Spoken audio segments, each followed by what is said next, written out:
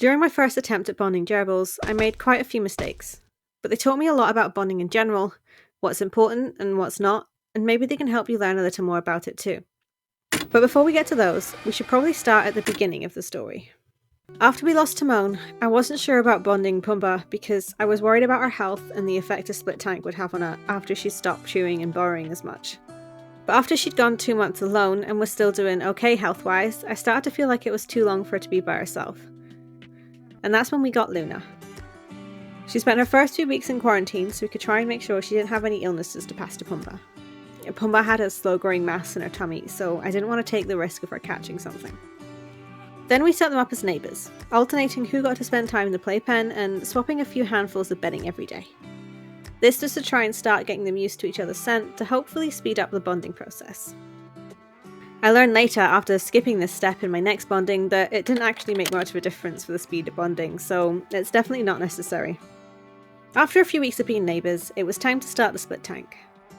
I decided to use the largest smooth-sided plastic tub I could find so that I could take it through to the bedroom with me overnight so I could keep an eye on them. Then we need to split the tank with a divider. I'll have a video coming soon about how to make one, so make sure you're subscribed and you've got that bell notification turned on so you don't miss it. Once we've divided the tank, it's time to add bedding and things. I started out with a woodbridge hide on either side against the divider so they could hide from the scary people but not each other. I also added a wheel and sand bath initially, but as you can imagine, they very quickly got buried.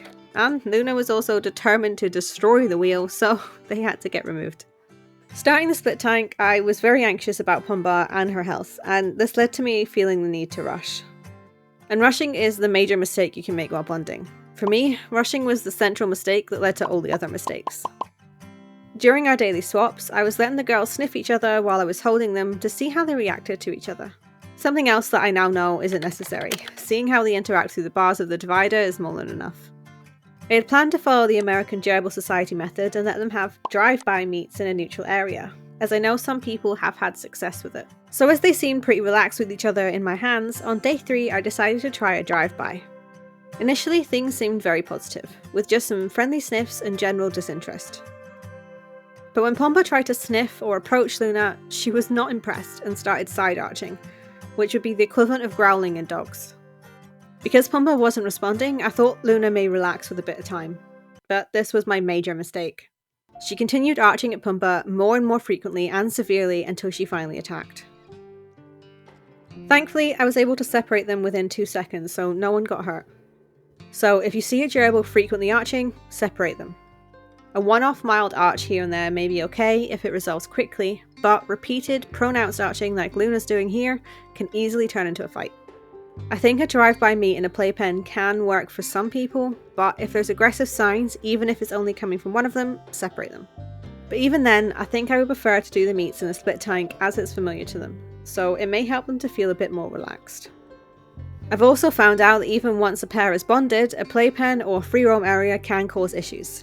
I've seen it with Luna and Misty recently, and a friend of mine often has these issues with her bonded pairs. So much so that they have to be free roamed separately, so it's something worth bearing in mind. So after Luna and Pumbaa's failed meet, I was worried they may not be able to bond, but I persisted anyway. They seemed fine with each other once they were back in their tank, so there was still hope.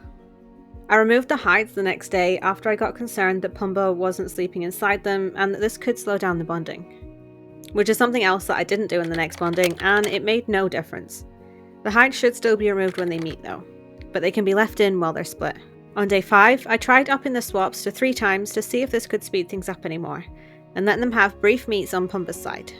I noticed Luna was very tense with Pumbaa and started thumping constantly, which at the time I thought was because of the swaps, but later I learned it was because she was in heat. But after doing another successful bonding later, with only swapping once per day, I still think 3 swaps is adding extra stress where 1 swap would be enough. A couple of days later we had a first proper playdate on Pumbaa's side of the split, which went well initially. But I could tell Luna wasn't happy about Pumbaa approaching her, so I split them again after about 10 minutes. On day 8 we got an even longer playdate for a couple of hours. There was even a little bit of grooming. But then there was a minor squabble, so they got split again. On day 9, we finally got snuggles. Luna was more tolerating it than enjoying it initially, but she came round. There was another minor squabble, but they seemed okay afterwards, so I left them together this time. Most people will say to leave them together once they've snuggled, but I wasn't comfortable leaving them overnight straight away. So they got split again overnight, but got another playdate first thing the next morning. There was a super minor squabble at one point, but the rest of the day they were totally fine, so they earned a sleepover. In my room, of course, so I could hear any shenanigans overnight. And once we made it through the night, we finally got to remove the divider. Some people would say that's the bonding done, but things could still happen to destabilize the newly formed bond. If you upgrade too quickly, it could potentially cause issues, and unfortunately our new bond didn't get to stay together for long. The next couple of days I added some accessories to the small tank, then upgraded them to the bigger tank. And then on day 14, I upgraded the burrow space, which was fine in the morning, but in the evening Luna started acting strange. At the time I thought this was because the increase was too fast and it had caused Luna to turn on Pumba again. But after observing Luna more in her next split, I now think this was her coming into heat.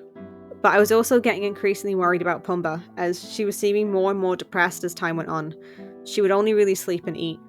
Since she'd had teeth issues at the start of the year and had started to feel her age, she'd stopped chewing and digging. So even though there was lots of chew toys to keep Luna entertained, Pumba wasn't getting any use out of them. The only source of enrichment she'd had for a while was her playpen, which she didn't have access to.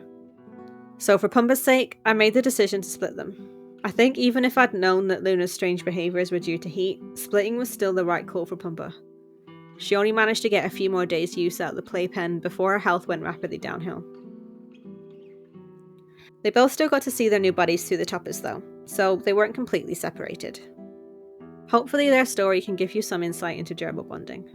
And if you want to know how to make a split tank divider to bond your own gerbils, I'm working on a video showing you the step-by-step process. I'll leave a link here when that video is out, and until then, YouTube thinks you'll like this one. So click on that and I'll see you over there. Thanks for watching.